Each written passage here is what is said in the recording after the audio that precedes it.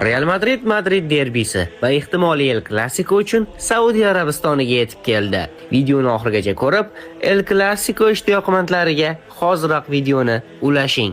Unda biz boshladik. Ispaniya Superkubogi yarim final uchrashuvi, ya'ni Madrid derbisi 8-yanvar 20:55 da boshlanadi. Va agar ushbu Madrid derbisida Real g'alaba qozonsa, katta ehtimol bilan Barselona bilan finalda to'qnash keladi va ushbu El Clasico 11-yanvar kuni bo'lib o'tadi. Real Madrid jamoasining butun tarkibi, ya'ni jarohatlanganlar ham jamoaviy ruhni shakllantirish uchun Ispaniya Superkubogi uchun Saudiya Arabistoniga yetib kelishgan. Dinhausen hamda Carvajal esa mashg'ulotlarga qaytishdi. Vinicius, Gonzalo Garcia hamda Rodrigo ushbu hujum triosi Atleticoga qarshi asosiy tarkibda harakat qilishadi.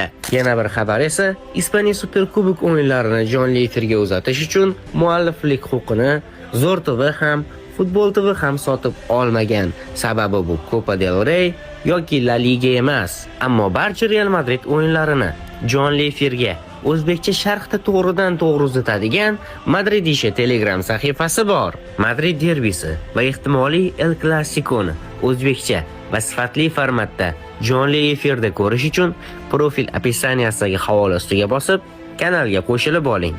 O'yin paytida qidirib yurmaysiz.